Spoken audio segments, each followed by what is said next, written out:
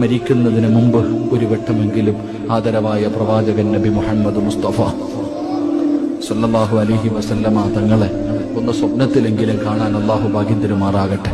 നബിതങ്ങളെ കാണണ്ടേ? നബിതങ്ങളെ കാണണ്ടേ? കാണണം ബാപ്പ. ഖബറി കൊണ്ടുവച്ചിട്ട് എല്ലാവരും പിടിമണ്ണ് വാരി ഇട്ടിട്ട് തിരിച്ചു പോകുമ്പോൾ മുൻകറും നക്കീർ എന്ന് പറയുന്ന രണ്ട് മലക്കുകൾ ഖബറിൽ വരും. അവര് ചോദിക്കും, മൻ റബ്ബുക, മൻ ദീനുക, മൻ ഇമാമുക, നിന്റെ കിബില എന്താ, നിന്റെ കിതാബ് എങ്ങനെ ചോദിക്കും. ഒരു ഫോട്ടോ കാണിച്ചിട്ട് ചോദിക്കും, ഇതാരാണെന്നറിയോ?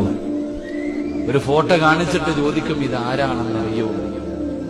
ആ ഫോട്ടോയിൽ നോക്കിയിട്ട് നീ പറയണം, ഇത് എന്റെ മുത്തുനബി, ആദരവായ പ്രവാചകൻ നബി മുഹമ്മദ് മുസ്തഫ, ഇതെന്റെ മുത്തുനബിയാണെന്ന് പറയണമെങ്കിൽ നീ ജീവിതത്തിൽ ഒരിക്കലെങ്കിലും കാണണ്ടേ?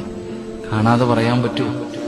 ഇതെന്റെ മുത്തുനബിയാണെന്ന് ആ നബിതങ്ങളെ കാണാതെ പറയാൻ പറ്റൂ?